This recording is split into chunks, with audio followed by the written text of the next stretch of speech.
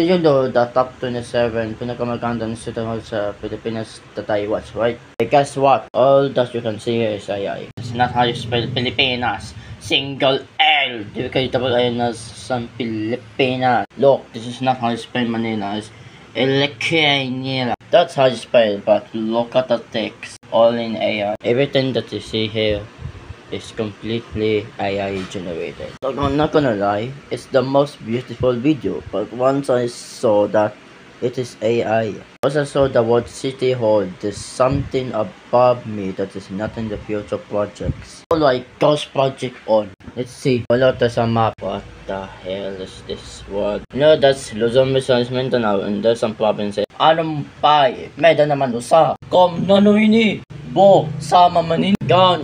Nama inton. Minto manit. Gan. Katanduan. Ada pa nga usa na island din naman ito. Waymob, Luzon, to North and South Korea and Japan as well. Yeah, this is completely AI generated. Who made this video? Like, this is not a province, this is AI. Let's just watch the whole picture.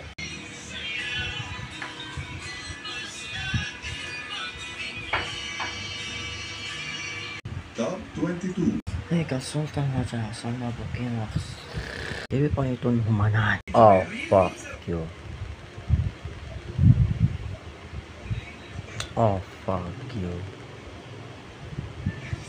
Oh, fuck you. Oh, fuck you. Alam mo ba, hindi lang Isa makapakyo-pakyo kita ha, YouTube. Talang ka! Hala? Ano may kwek, may banaw, sayilaw, ay dati ice cream. Ano ito nabilin? Ay, oh my god, what the?